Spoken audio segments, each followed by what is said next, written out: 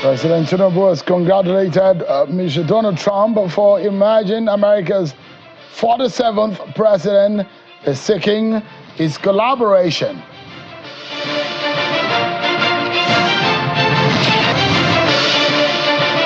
The nation today mourns the death of the Chief of Army Staff, Lieutenant General Tarid Lagbaja.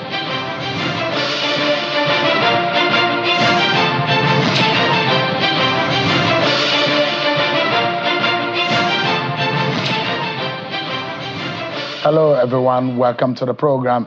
This is Politics Today, live on Channels Television. I'm Sean Okimaloye in Abuja. It's a very sad day for the nation as the nation mourns the death of the Chief of Army Staff, Lieutenant General Tarid Lagbaja, who died. And the death was announced by the presidency today. The President, Bola Tinubu, has expressed regret following the death of the Chief of Army Staff, who passed away after a brief illness. The late Chief of Army Staff died at the age of 56 years. The President has directed that national flags be flown at half-mast throughout the country for 7 days in honor of the departed Army Chief. He appreciated profoundly the services of the departed to the nation and wished the family the fortitude to bear the great loss. President Tinubu had earlier announced the passing of the Chief of Army Staff as being a day of mourning. As senior members of the federal cabinet met, but at that meeting, there was a postponement of what would have been a further deliberation. They are suspended the council meeting actively in honor of the late Chief of Army Staff. May his soul rest in happy. Let's observe 1 minute silence in his honor.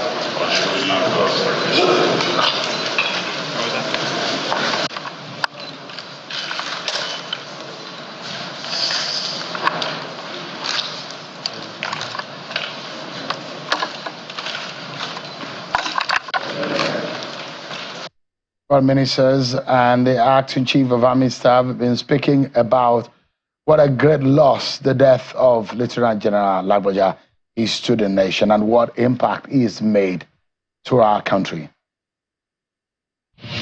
It's really tragic.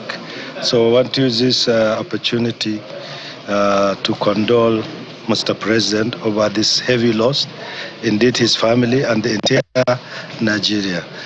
It's a great loss for our country. He was a gallant officer, very, very hardworking. He was indeed a warrior.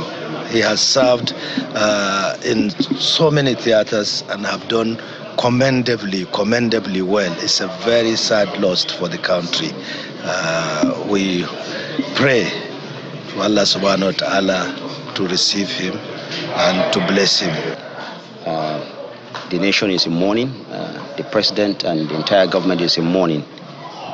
He was indeed a very resourceful officer who has put in best to fight insurgency in this country and for the many achievements he has succeeded while serving this great nation.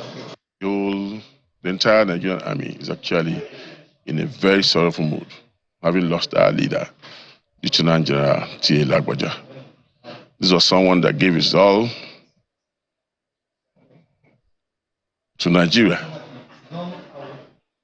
He was a selfless leader, very passionate about Nigeria, and he led the Nigerian army very well.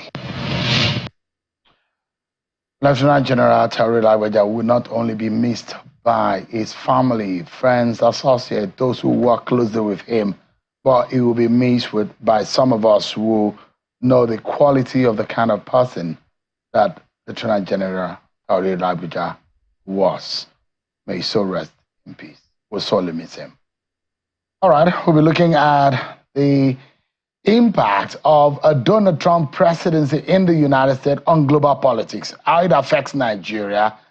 No other person can help deal with this kind of matter, with the kind of guests I'm going to bring it to you tonight on this conversation. We'll check out some of your political roundup stories, and we'll be talking to my guest.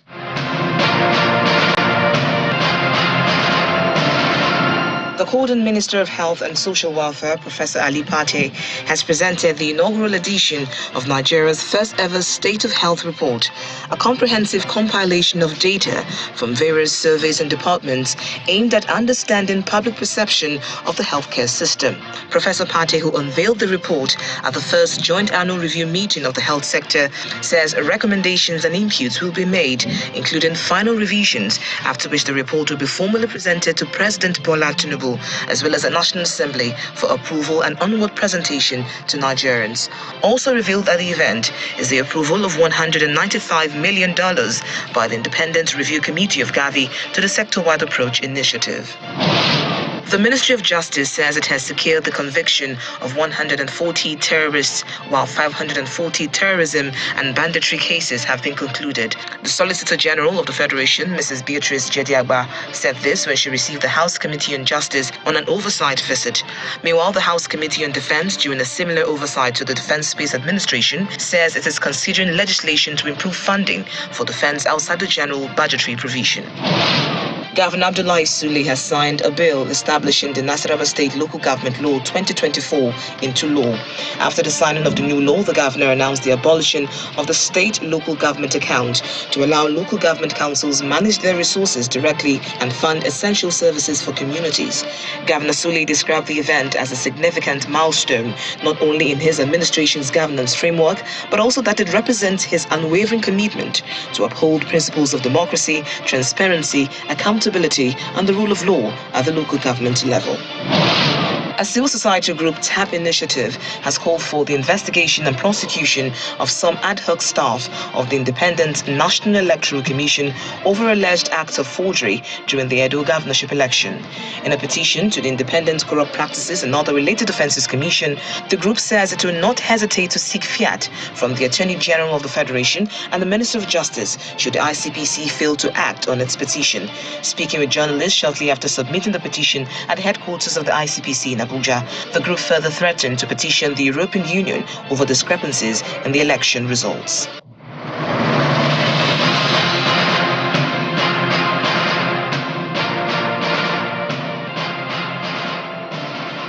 Thank you so much, everyone, for staying with us on the program. So, Donald Trump has emerged the 47th America's president. They met today, defeating closest rival, Ms. Kamala Harris of the Democratic Party. President Bola Tinubu has extended his heartfelt congratulations to President Donald Trump on his re-election as the 47th president of the United States.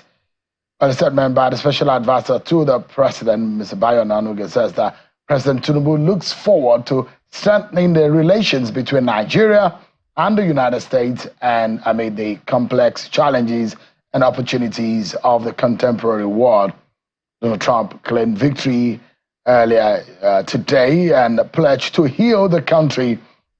As a result, it put him on the verge of beating Kamala Harris in a stunning White House comeback.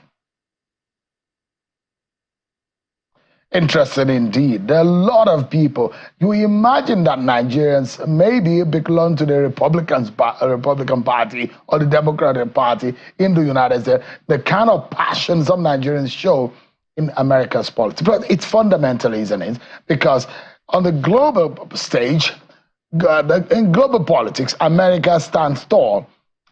In global economy, America also is very fundamental. And so the currency, the global politics of America affects the rest of the world. Who becomes America's president, especially because Nigeria is also an ally of the United States on the African continent. But you see the president talking about collaboration, alignment, and a lot of world leaders are also already aligning. In fact, those who had earlier criticized Donald Trump about his position on some issues already congratulating and aligning with him.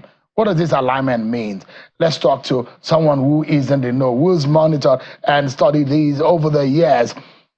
A former External Affairs Minister, a professor of political science, Professor Bolaji Akinyemi, is live with us tonight on the program.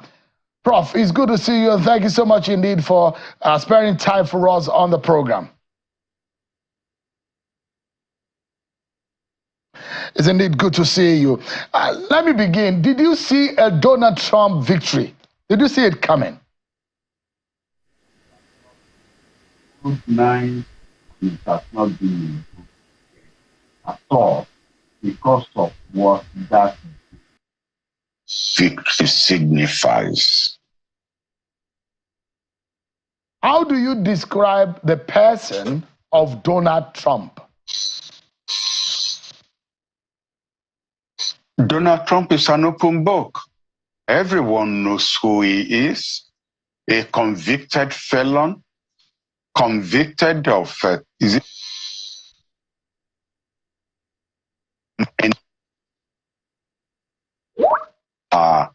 criminal against him.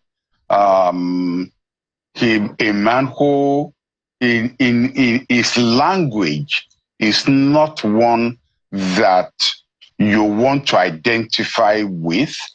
A man whose closest allies and friends internationally are actually, you know them, Putin in Russia, North Korea, Netanyahu, who has a warrant of arrest from the ICC leveled against him. Who the World Court has, in a way, has some rather harsh things to say about him. A man who, I'm talking about Netanyahu, but still a man who the United Nations has had to pass several resolutions distancing the UN from Israel. These are the people who are the closest people on the world, on the global scene to President Trump. So, yeah, I mean, he is an open book. And when it comes to who the world will admire, you recall that President Ronald Reagan also referred to the United States as the shining light on the hilltop. That is somebody who will guide the world, somebody the world can identify with. Look, my first visit to the United States was in 1962. And since then, the United States psychologically has played a large role in my life. The first American president that I will meet was John F. Kennedy. I was shattered when he got killed. This was the man who, if you read his inaugural address, to me is still one of the top class inaugural addresses, and it's still one of the best American presidents. The United States at that time was a coming very a country that you wanted to embrace. Their values were ones you wanted to identify with. See how far the United States has fallen. It has disgraced itself, and it has disgraced, I must say, it has disappointed the rest of the world in the decision, the electoral decision that the United States took last night. You can describe the win of Donald Trump this time around as very much unassailable. And you can see the distance, the disparity between the victory. In the camps of the Democrats, they are still in shock. It's still a surprise to them. Donald Trump has said they would win very well. And it does look like he's very correct. You look at all of the messaging, Prof, ahead of this election, coming from the Republicans and the ones coming from Democrats, you will see a stark difference in ideology and in perspective. Do you think that the kind of message that Donald Trump is bringing to office How much of impact, what kind of America do you think Donald Trump will shape in the next 4 years, considering those rhetorics and those messaging that is brought into his campaign? Well, if he decides to actually actualize the rhetoric in his campaign, America is going to shock the rest of the world. You are going to send soldiers, American soldiers, onto the streets to discipline your, well, he's called them enemies, rather than people you have political disagreements with. You are going to send American soldiers onto the street to get rid, to expel immigrants from the streets of the United States, and those who dare come back, you're going to lock them up. And for people who feel, oh no, this may just be rhetoric, please may I remind your listeners, our listeners, that there is the Guantanamo Bay military detention center in Cuba, something which America tries not to publicly admit that it has. Democratic presidents have tried to shut it down. Obama tried, Biden has tried. It's the Republicans who have blocked the attempts by the Democrats to humanize, the detention center. You talk about no, it's all the rhetoric that came from Trump's camp. I pray and hope that he does not implement them, or else even the United States may find itself before the World Court, being dragged before the World Court on charges of violation of human rights. I mean, he said that they are eating the cats, they are eating the dogs, and he's making reference to the wars in America of how, according to him, the illegal immigrants, migrants are coming into the United States. He's referred to some part of the world as shithole countries. He's made some commentaries about other nationalities, other people of color, and in some ways there are feels that are derogatory. He's spoken about women in ways that people have criticized that those, in the manner in which he's spoken, are extreme. Do you think this time around that the Donald Trump that has won these seats is a born-again Donald Trump, or is the same old Donald Trump, and should we be expecting? Because he said he's going to unite. Do you see a possibility of a renewed Donald Trump? Well, do you know that Kamala Harris has been trying to get in touch with him, to congratulate him, and she hasn't succeeded in getting through to him? He hasn't picked her calls. Now, it's routine.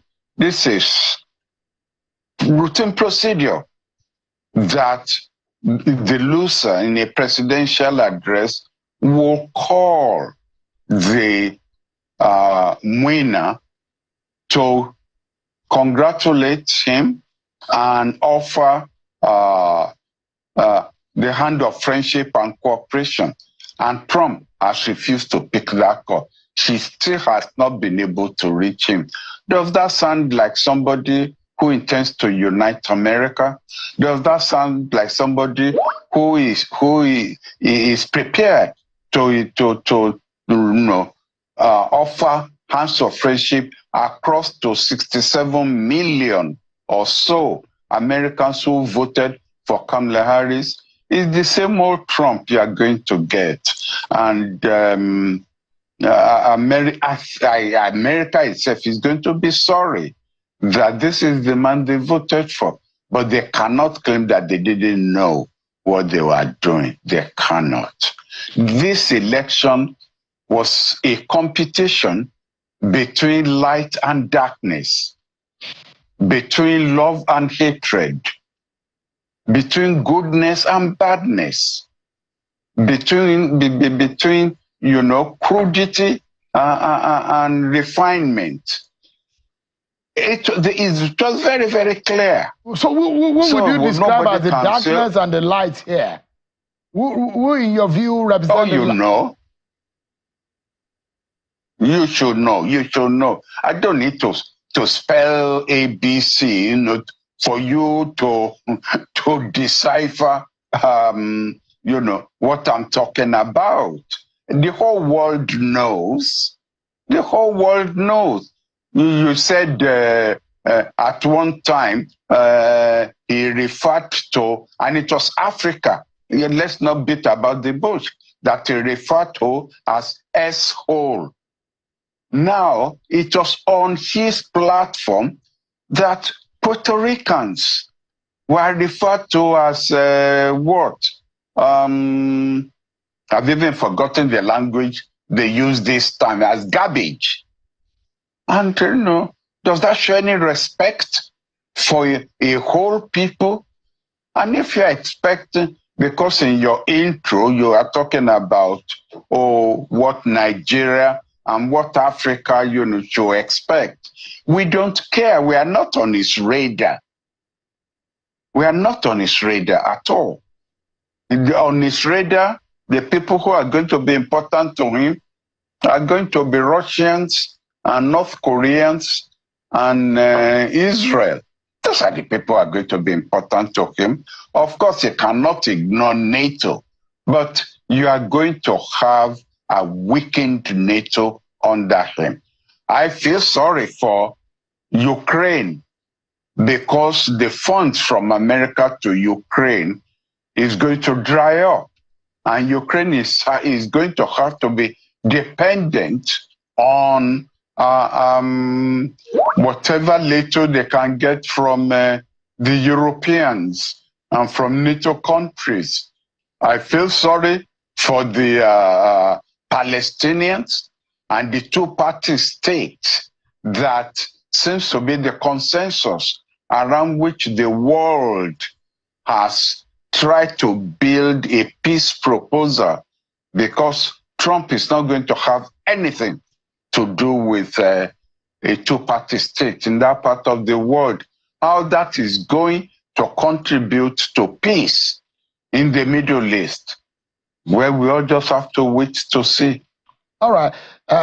On the second time now, I remember that in the first election of Donald Trump, when he was up against Hillary Clinton and defeated Hillary Clinton by the collegiate votes and the popular votes, Hillary Clinton came top. He emerged president. I remember that was the moment where I was doing my fellowship in the United States, and a lot of people, it came to some as a shocker. And dashed hopes also for those who thought that maybe this might be the moment for a female president or a woman president in America. Yet again, another woman up against Donald Trump. Donald Trump defeating yet another woman. Would there be, does this dwindle the chances of women at that level on a country that one would think stands tall in terms of democratic practice in the world? One would perhaps think that a population of women in America's election and the population of Latino, the blacks and the Asian Americans, who one would think that will form a major bloc that could help and push Kamala Harris up in that race. It does not look like it worked at all. What did you think happened? I have no idea what happened. This glass ceiling against a female president is intact, is still there. perhaps we've tended to misinterpret the United States. We have had in Nigeria how many? 3 female chief justices. America hasn't had a female chief justice. So whether the liberalism that we've tended to attach to American political system is simply not there. We've been emphasizing in the past 24 hours or so the success of Donald Trump. And we seem to be overlooking the fact that even the Republicans have captured the American Senate, and it looks like they are going to have the control over the House of Representatives, which means that this right-wing party, this Republican Party is not the party of Abraham Lincoln or the party, of the Bush family. This is a right-wing movement driven by a right-wing ideology that has captured the United States. And this doesn't bode well for even the United States.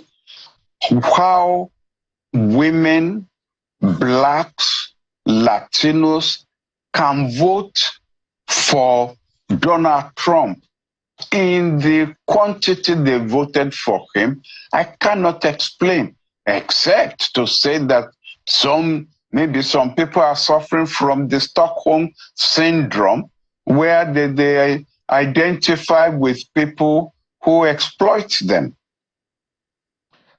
Let's look at Nigeria's reaction to it, especially our leader, President Tinubu, who has reached out and congratulated President Tinubu. Let me get your view, Prof, on the stance of Nigeria. In this regard, President asking for collaboration with the Trump presidency. What's your take on that? President Tinubu has done what any president would do. Protocol. There are values. There are moves, that control international relations or interstate relations, and you go through these moves at election time. So President Tinubu has done absolutely the correct thing. And I'm sure that we will get also the correct replies coming out of the United States.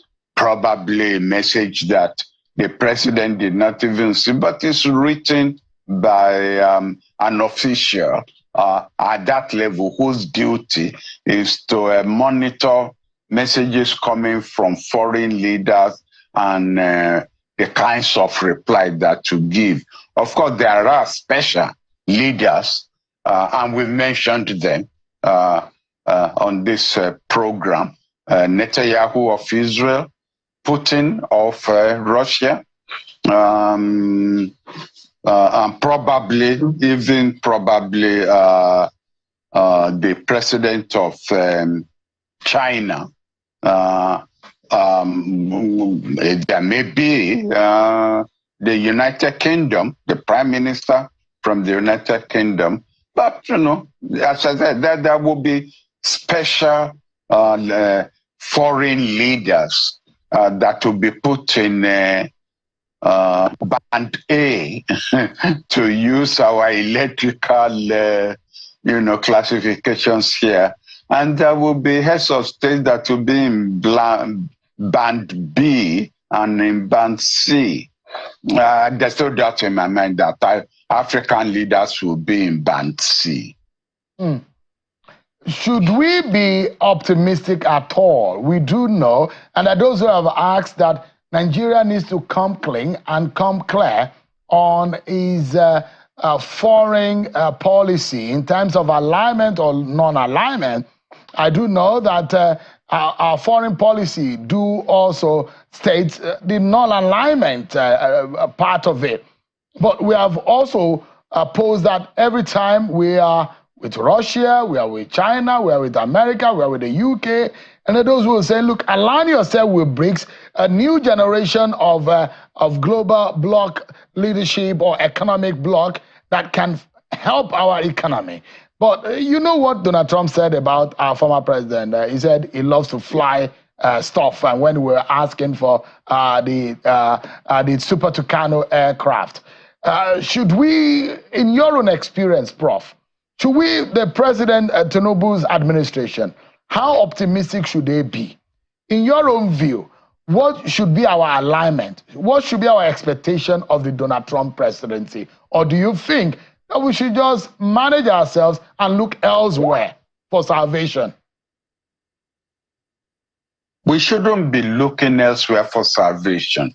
We should be looking inward for salvation. I have said this so many times, and I have stressed it. Nigeria is not a banana republic. If we manage our oil resources, if we manage our gas resources, even if we manage our agricultural resources, we will pull ourselves out of the economic doldrums where we are. We don't need to turn outside for help. I mean, look at what India has done. The way India has pulled itself, we can now again use the Lee Kuan Yew language from the third world to the first world.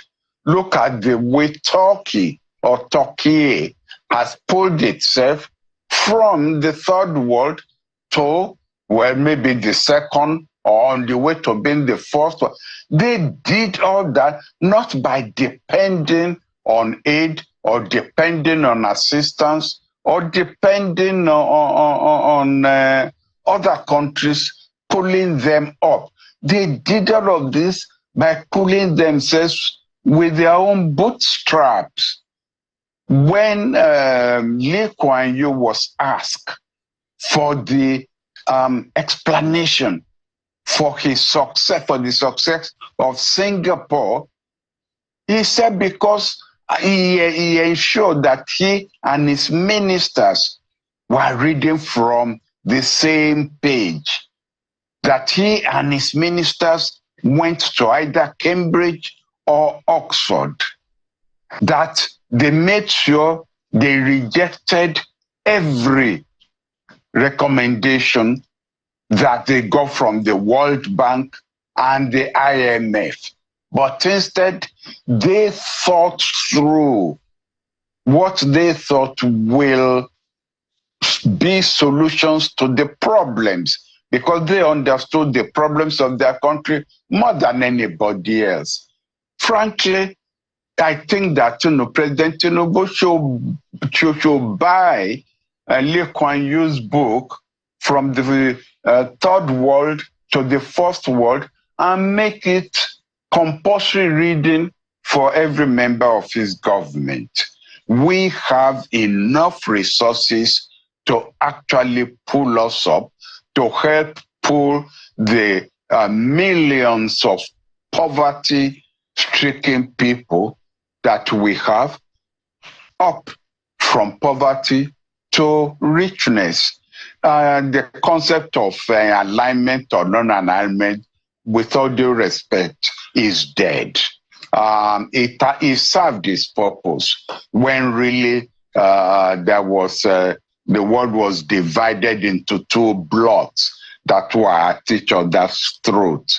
The division in the rest of the world now is more nuanced than that. The BRICS that people refer to has among its members China, Russia, and it's not ideologically bifurcated. It's not. South Africa is there now, Brazil is there, So we should stop talking in terms of those ideological tones. Prof, do you think that we are focused in our international relations policy and ideology? Do you think that we are focused under this government? If not, what should we be doing? But we haven't been focused since the time of Obasanjo's second coming.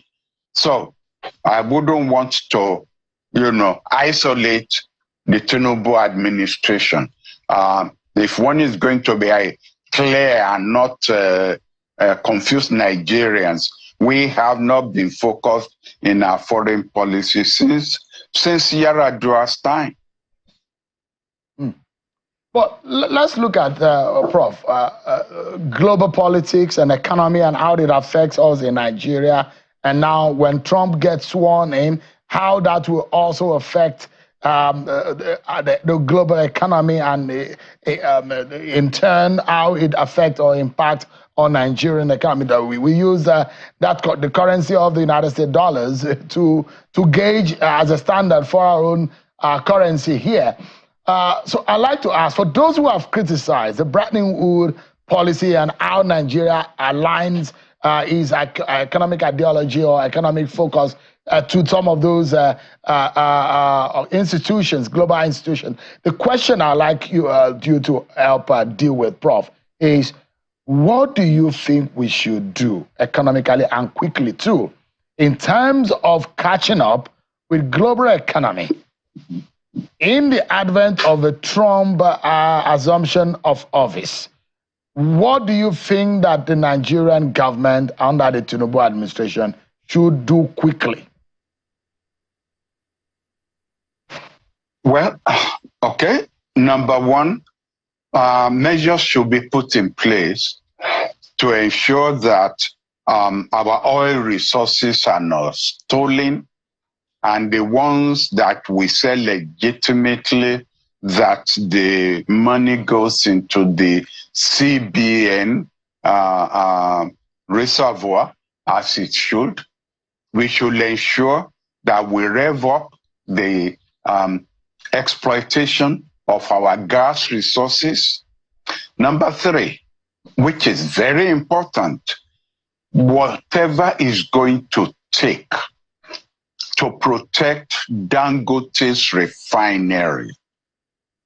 I know it's very complicated, and I don't claim to know all the shenanigans that are involved in the struggle between Dangote and either Ipman or domestic other domestic competition. We must make sure that we protect Dangote's refinery. I'm not saying that a carte blanche should be given to Dangote. The more important yardstick is our our national interest. And I must say that the success of Dangote's refinery is in our national interest. We don't have enough time on this program for me to give a lecture on what Dangote's refinery can contribute to our economic resources. Number four, we should stop listening to the World Bank and the IMF. This Bretton Woods institution was set up to protect Western economic interests. They don't claim to do anything else. Therefore, for us to be embracing their suggestions as a solution to our economic problems is a wrong approach.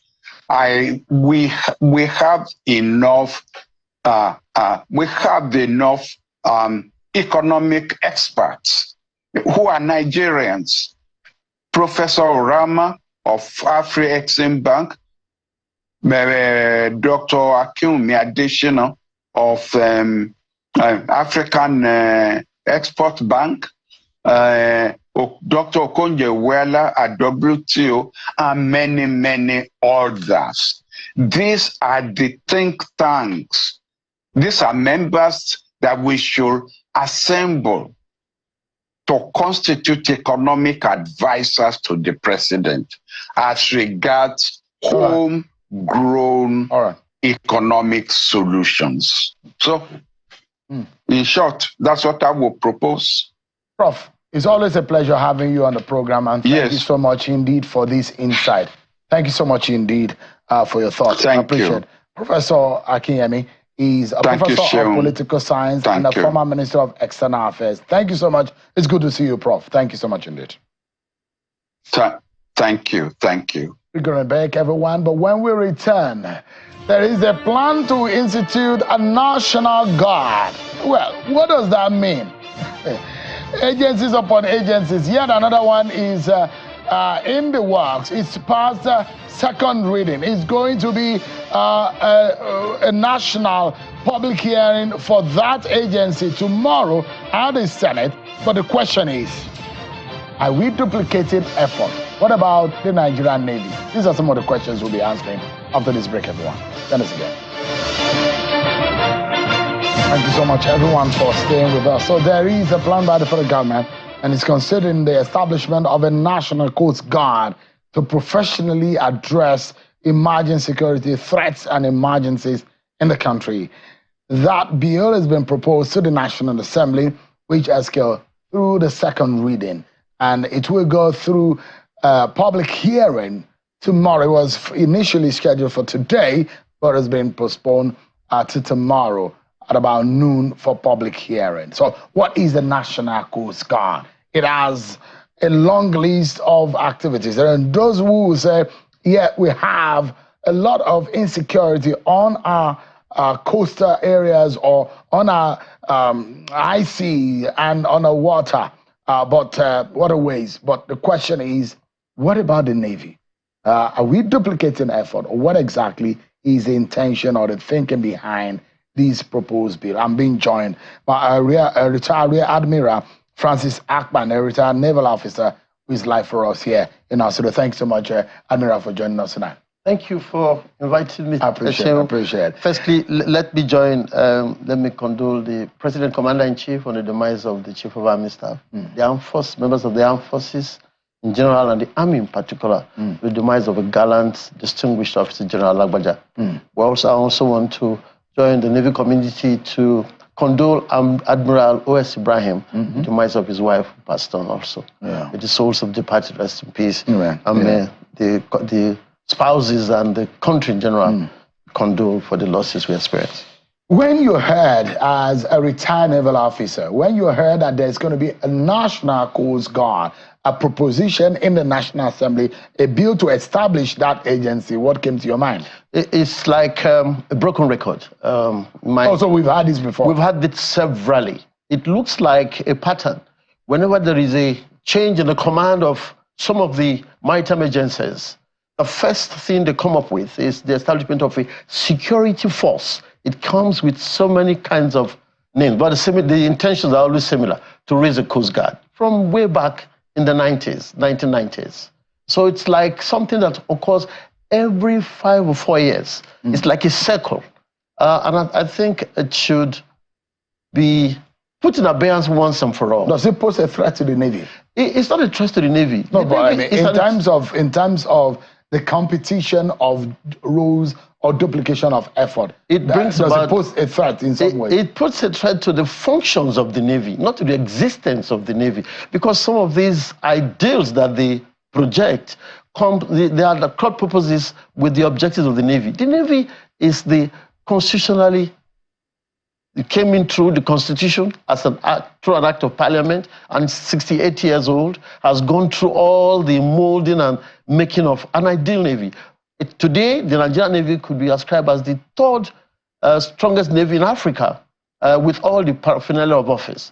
It has distinguished itself, it has come up with the best in terms of capital training for the officers. Yet we have all of this insecurity on our waterways.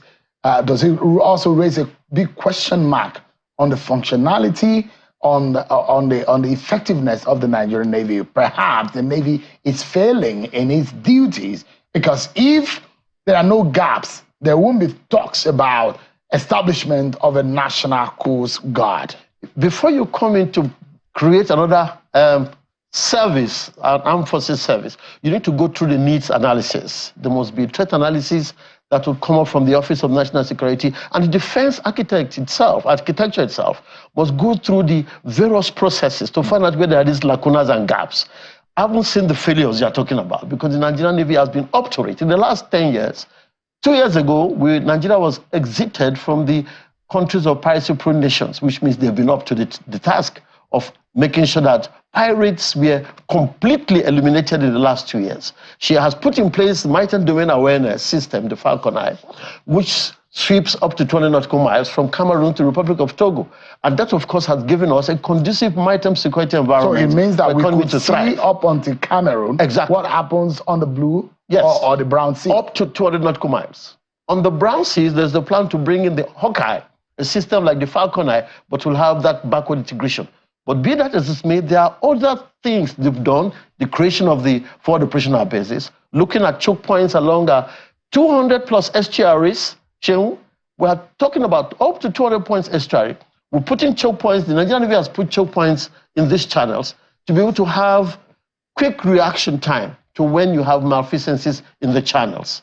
So be that as it may, I don't think that the fundamentals we face now will gives us the room to create another member or to create a new service to be part of the armed forces of Nigeria. The National Guard has been drafted in the bill before it's crossed the second reading. So it's going to the public hearing tomorrow, which is part of the legislative process.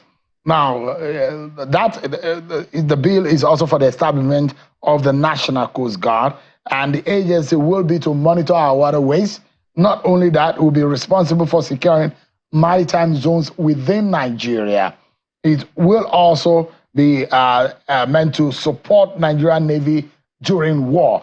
That means that whenever there is any incursion or any kind of unrest, the National Coast Guard, I mean, just those who will say we have similar thing in the United States, and that will be very effective, considering the fact that under the noses and the watch of the Nigerian Navy, we see a lot of oil theft, crude oil theft on our waterways, going through and coming back into the country in billions of dollars every year.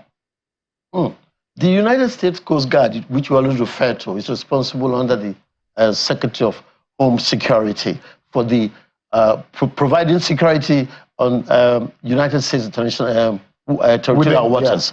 Now, we have the brown waters, the blue waters, the continental waters, and of course, the deep blue sea. All these are responsibilities of the Navy. All these are responsibilities of the Navy. The Navy is overwhelmed, that's why this is The Navy is not overwhelmed, because we have not had the threat analysis to determine where there are all these gaps within the army. This is what has led to the proposition of the bill. That couldn't have been what has led to the proposition of the bill. Like I said, it recurs every 4 or 5 years. But we need to look at the Navy itself. Why are you creating a problem to solve a problem? If there is a problem, we need to analyze it and come up with solutions to. So you think that we do not need a national coast guard? We do not need a national coast guard. Is it a duplication of effort? It is a duplication of efforts. For example, while the Navy created the Falcon Eye, the MPA also created its own maritime domain awareness system. NIMASA also did hers, called Deep Blue. None of these are integrated. We also have other services like the Customs, the Marine Police, and of course, National Civil Defense Corps now having their maritime services. So there are different layers in different agencies. So we need in the security architecture that are doing similar thing. When we wonder that Navy is primarily to guard the external perimeters of our waterways. Is that right? The Nigerian Navy is responsible for providing maritime conducive environment in our maritime domain. Whether within or on the perimeter. Exactly. Whether backwaters or seawards. Yeah. Exactly. That is our responsibility. So, I mean, from your own experience, Rear Admiral, you've served in the Navy gallantly. You've been on our water. You say, according to you, you've seen improvement. This effort in the National Assembly, you think is a waste of time, a waste of effort, a waste of resources, and it's going to cause more problems. That's what you think. It's going to cause a lot of problems. First, it's duplication of resources, which you don't have now. Creating a Coast Guard is as expensive as sustaining the Navy and giving her all the capabilities required to plug whatever the gaps we are experiencing. What they also intend to do is to provide sea lift for troops like the Nigerian Army. That is what the Navy is doing already. As a matter of fact, she just commissioned the NNS cadre, which will fit that role like we ever done before. We've done sea lift to Sierra Leone, to Freetown. We even did to Lebanon in the 80s as part of the United Nations effort to the UNIFIL fall in Lebanon. So the Navy has had its own Nigerian Navy strategic systems in which it builds its force based on the strategic needs of the service and the dire needs of making sure the Nigerian Navy provides the conducive environment for business and economy to thrive. She's doing the best, and she should be encouraged. We hope that someone... Not just distractions. Yeah, we hope someone will bring this knowledge to bear tomorrow at the public hearing. Rear Admiral Francis Akpan, thank you so much indeed for your time tonight. Thank you, Shehu, for having me. That's our show for tonight, everyone. Many thanks for being part of it. I'm Sean Akimale. God bless Nigeria.